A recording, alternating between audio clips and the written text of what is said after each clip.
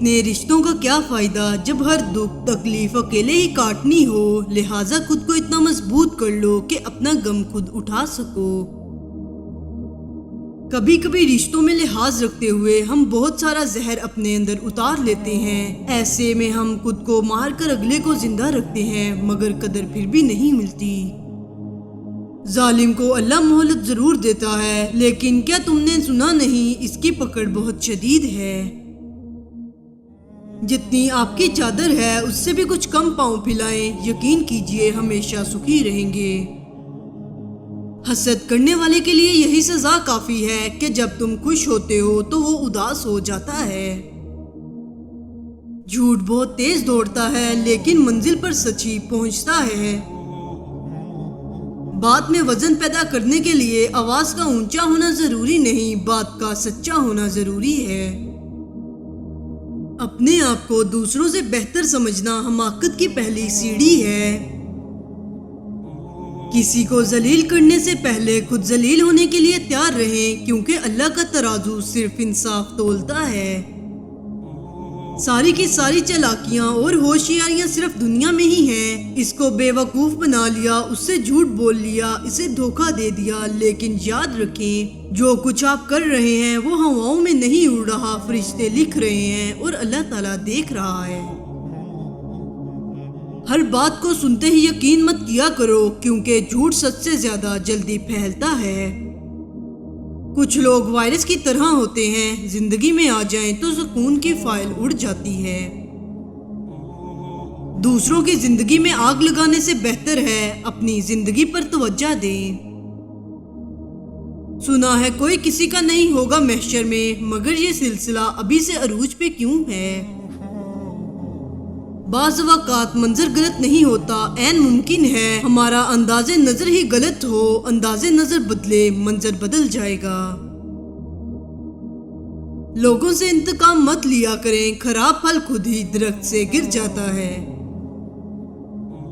جیسا سوچو گے ویسا بنو گے، تمہارے خیالات ہی تمہاری تقدیر ہیں، آپ کی اچھی سوچ ہی آپ کی شاندار مستقبل کی ضمانت ہے۔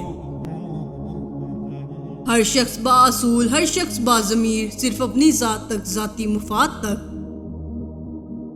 ہمارے ارد گرد کچھ ایسے بھی انسان بستے ہیں جنہیں یہ گمان ہے کہ سیارہ زمین کے سب سے عقل مند ترین مخلوق بس وہی ہیں۔ دو میٹھے بول انسان تو کیا حیوان کو بھی زندگی بھر کے لیے اپنا بنا سکتے ہیں۔ جدید دور کے لوگ اپنے موبائل میں ہی قید ہیں، ماحول کی خوبصورتی اور دیگر ذمہ داریوں سے غافل ہیں، اسی لیے تو اس کا نام سیل فون رکھا گیا ہے۔ کچھ تصویروں میں وضاحت کی ضرورت نہیں ہوتی، وقت وقت کی بات ہے، اپنے والدین کی قدر کریں۔ اگر خوش ہو تو آہستہ سے ہنسا کرو تاکہ غم نہ جاگ جائے، اور اگر غمگین ہو تو آہستہ سے رویا کرو تاکہ آنے والی خوشی نا امیدی میں نہ بدل جائے۔ تمہیں آخرت میں کامیاب ہونے کا صرف ایک موقع ملا ہے، صرف ایک زندگی ملی ہے، اسے ضائع مت کر دینا۔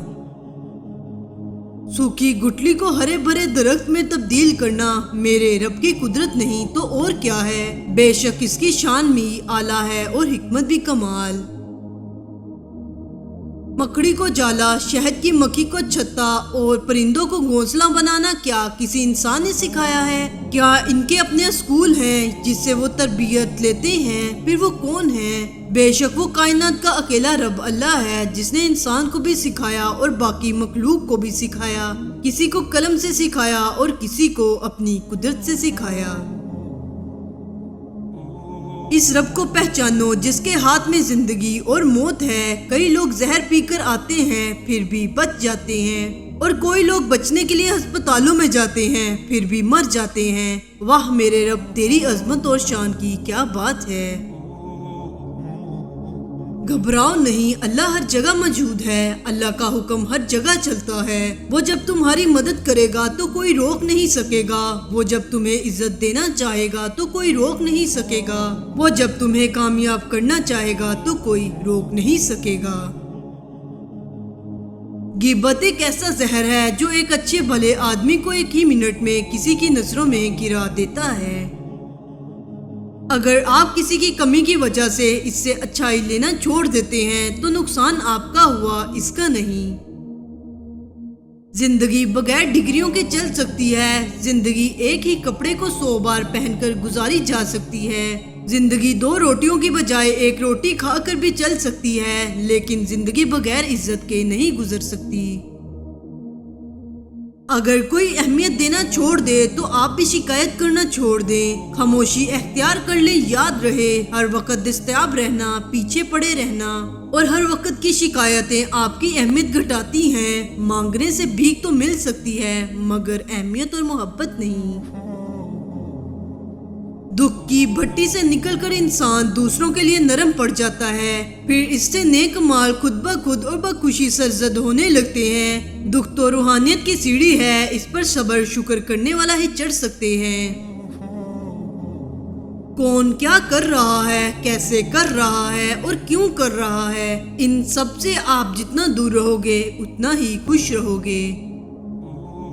چیزوں کی اہمیت نہیں ہوتی، وہ کبھی نہ کبھی مل ہی جاتی ہیں۔ صرف انسان ہے جس کا کوئی نعم البدل نہیں ہوتا اور وہ دوبارہ کبھی نہیں ملتے۔ مخلص کی طلب ہو تو پہلے خود خالص ہونا پڑتا ہے۔ جو مال خرچ کیا جاتا ہے اس کا حساب ہوگا۔ واحد مال جس کا حساب نہیں ہوگا بلکہ انعام ہوگا، وہ اللہ کی راہ میں خرچ کیا جانے والا مال ہے۔ ہر لائن سیدھی ہے، ان نظروں سے جن سے اکثر غلطیاں ہوتی ہیں۔ دوسروں کے بارے میں جلدی فیصلہ نہ کیا کریں۔